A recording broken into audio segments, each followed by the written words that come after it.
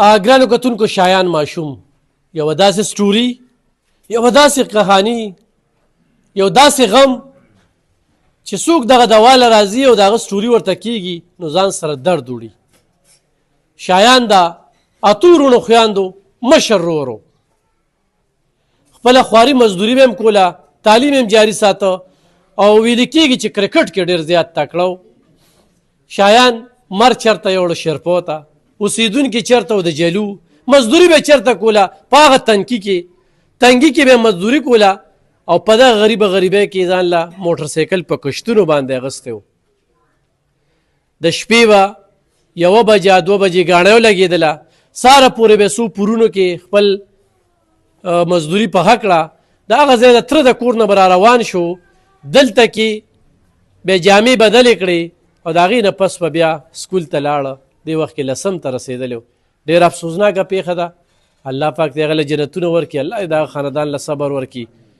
او یو ورور دلته خبره وکړه واقعي چې دلته کې انټرین ډرایوران او لیسن چې د سره نو به بیا مزې کوه، خو 15 وې خو 10 وې په ګاډي نو ګرځه. نو دلته شپارستونه دي او بددستخط یاره دا مې جي واره دی، دا مې خورۍ دی، دا مې دار دی، دله د لیسن دغه وکړه. ټریم نشته. نو دې طرف ته پاملرنه پکار ده. آی روز دا حادثات ډېر زیات راځي، خو زه د هغه والد صاحب حوصلې ته سلام کوم چې هغه وایي د الله ورکړه او الله رانه واغسته. دغه دې موږ سره ناست دی. مشره څه نوم دی؟ زما سعید الرحمن. دا ستاسو زوی و؟ دا زما زوی شایان. مشر زوی.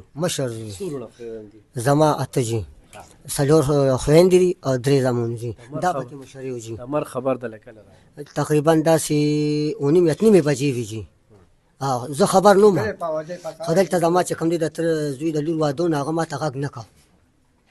هغه ما ته ځکه چې اوس په پیسې چل وشي مه کوه. نو هغه ما ته چې صرفمنه دی خوا راشه. نو ما ورته څه چل دی؟ وایي دغه شانتې لکه وي شایان اکسیډنټ کړی دی. لکه ما وایي دا څه وی؟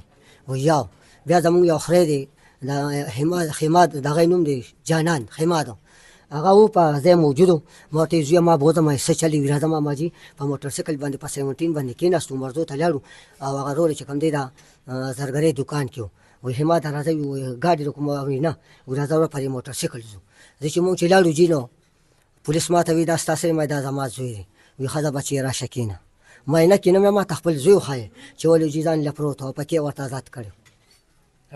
دا راته ووایه که نه چې ده به مزدوري هم کوله او کور ته هم وروړلې، ځان له هم ګټلې، تعلیم هم پخپله. بلکل جي دا شوق ما ته ویې وو انشاءالله چې زه زلمی شم ته به کار نه کوې. دا د هغه خواهش و جي. زه پېښ او زما کار پېښ. ګرانو کتونکو د دغه پلار پې ملا ماته شوه. هو مر خښ دی. مونږ ټول به د دې دنیا نه ځو. زما شاته چې څومره خلک دي سره زما، یو ورځ به مونږ د دې خاورو لاندې وو. دغه 2.5 ګزه ځای زمونږ دی. دې دپاره کار کول پکار دي. دې وخت کې مونږ دا غرور، تکبر، انا، ټوپک، تمانچه، تعلق دا پیژنم خو دغه ځای کې هم عمل پکار راځي. کردار به هم پاتې کېږي.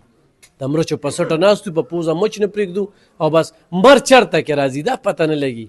زه اوس روان یم د یو ګاډي د ټیر د لاندې شوم. موټرسایکل دا په کم عمره او په دغه نه دی، خو بیا هم کم عمره ماشوم له موټرسایکل 14 کلن ماشوم سره موټرسایکل خو دا له لاس باندې خارښتېږي.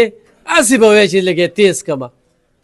دې کې یو سړی ډېر هم احتیاط کوي، خو د دې 2 پایو باندې استاد نشته. ښه یو سړی و چې زه ډېر پوخ استاد یم، دې استاد نشته. په خپلو بچو هم خیال وساتئ. کم عمره بچو له موټرسایکل یې مه ورکوئ. نن دا شل ته جړانګ ولا ده او دغه ماشوم د داسې سټوري د الله پاک دې ورته دې له صبر ورکړي.